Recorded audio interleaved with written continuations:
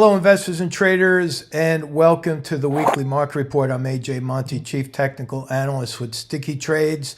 And before we get into the analysis, I want to thank all of you for your special prayers of healing. I've been suffering with a case of pneumonia here for the past 3 weeks. You probably still hear it in my voice. And I really appreciate, many of you know I believe in that power of prayer, and the overwhelming response that I've been getting from our members especially has been very heartwarming, and I want to thank you for that especially. Now, please understand that if you're new to this channel, I use a 7-point trading checklist to determine the forecast target numbers, and I list this in a very systematic way where we start with the candle, the type of candle. We look at volume as a leading indicator. We look at the comparison of price to the moving average, and then we look for gaps in the oscillators below the market. And you see that down below here is the stochastic oscillator. It's my second favorite oscillator, and that is the CCI down below. That's my number one go-to oscillating indicator for overbought and oversold conditions. So you can see that we are just about to cross right there below that sell signal. That's that red line. So I'm keeping that downside target right there at 380.46 for the diamonds. Now we're coming into the close here, and you can see that on the minute chart, we're seeing some selling right into the last 10 minutes of the trading day here. So that's going to be significant coming Monday to see whether or not that selling continues. And so that downside target right there still in place, and I think we could breach that 20-period moving average. Notice that we have an increase in volume on this red candle, even though that's a half signal. If we had a lower low, that would be a completed pivot point, but a half signal is half of a pivot, and on higher volume, that's more bearish than bullish. Now, if we look at IWM, you can see that we did hit my downside target from last week. That's in place. We bounced, and we have a bullish engulfing, followed by a secondary bullish engulfing, and it looks as though IWM wants to go higher. Now, this is what we were expecting at the beginning of the year. For the January effect, you generally see the small caps rally and the large caps sell off in a sector rotation. We saw the opposite of that happening right out of the gate. So we see IWM starting to go up. I'm putting an upside target on that, not getting crazy at all because we have resistance up here, but I'm putting that upside target on IWM at $200.82. Moving right along to the Qs, you can see that we still are moving higher. The thing is, are we seeing that on big volume? No, it's a slight increase in volume. So we're going to go a little bit higher, and then I think we're going to see a drop in volume next week. So my upside target on QQQ is 438.87. For you members out there who subscribe to my super spread services, understand that I put out the rollouts for the options today on all the 4 major market ETFs positions that we have. So we took in credits on all of those this week, and hopefully you'll be able to get that done next week if you didn't do it already today.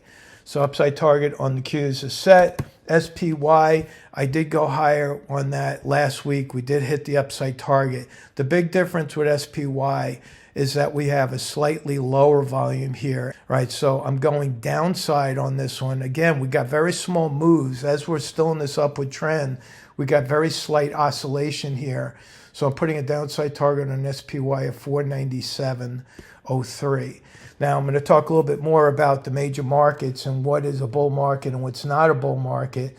SPY is still in a bull market short term, but the general market overall is not in a bull market, and I'll show you why if you're following Dow theory.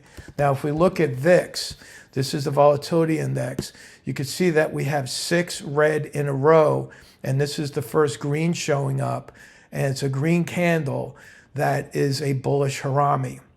Notice in the past, we've had long stretches of red followed by spikes. So here we had 5 in a row, then we had this big spike, then we had 4 red in a row, another big spike. So we've got these 6 in a row with that bullish harami So I'm keeping that upside target on the VIX. I know it's pretty aggressive there, but I'm keeping it right where it is. I think we could actually take out those highs right there. So that target on the VIX is going to be 1548. Now I'm going to talk a little bit about EXPE. Now I don't normally do this, but we have a home run here that was a big score for our members, because on January 30th, I don't normally show the trade publications on the weekly market report, but for those who are interested in the 15-day trial, you can get access to trades like this. January 30th, we went out, we bought the June 21st expiration 135 puts for $7.10. Right now, those are trading for around $12. So for those of you who have that position, I don't normally tell anyone when to get out, but that is very close to a hammer candle with an extreme reaction to the number of bookings that they have. It was a big disappointment. So I would wait for that falling knife to hit the ground, because you have a very big role reversal support right here. And so any kind of a bounce in this area could bring it back up to 140.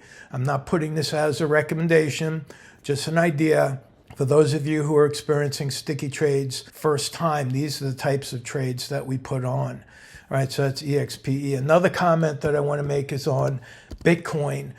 I have a target up here. If it breaks out over these highs, I believe that Bitcoin is going to start to run, and I have a target of $60,000 per Bitcoin if we get a breakout. But here's the contingency. The breakout needs to occur on higher volume. If we don't get a higher volume breakout, then this whole area is going to act as a resistance point. So for those of you who are trading Bitcoin or BITO or BITI on the short side, keep in mind that this one is about to run. It looks like it wants to run a lot higher, especially with this this is like a formation of almost a cup, waiting to see whether or not there's a handle here.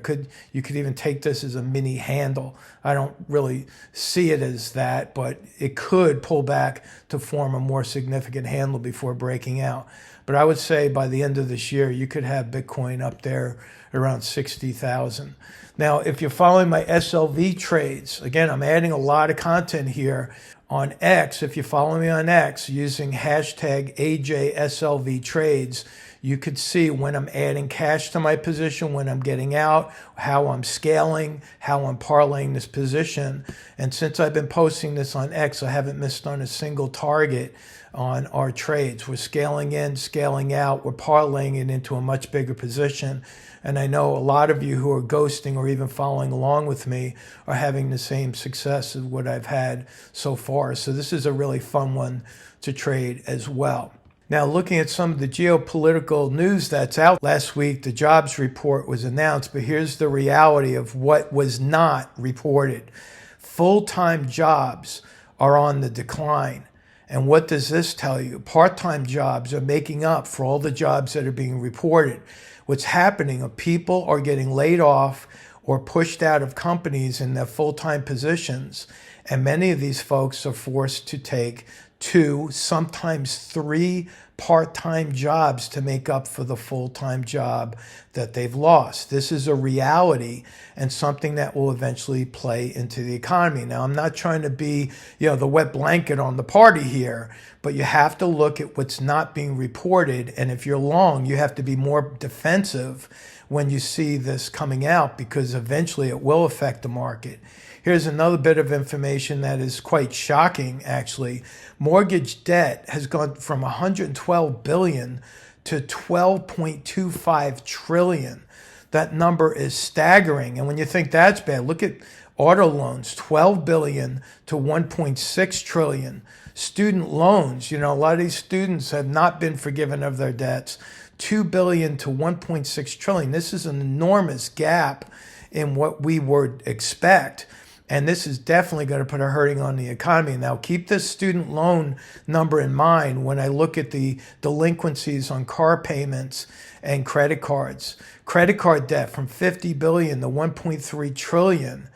And so, household debt is now up 23% in 3 years, and it just keeps going up even more quickly each time this information has been reported. So the bottom line here is that we are fighting inflation with debt, and that's a recipe for absolute disaster. Now, a big shout out to Liz Ann Saunders, who I know from Charles Schwab.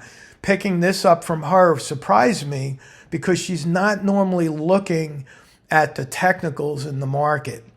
She has this absolutely correct. The Russell 2000 is still in a bear market. It's down 20% from the prior peak in 2021, before the pandemic. And so when you look at that, we have lower highs coming in, and it's still in a downward sloping channel. Now, I reported on IWM as a possible rally, but you have to make sure that these highs are breaking out. If those don't break out, then we're going to be in that sideways channel. We could head right back down. So thank you, Liz, for that. And I'll make sure to post this on your page as well so that your followers can read what you're commenting on here, which is very true.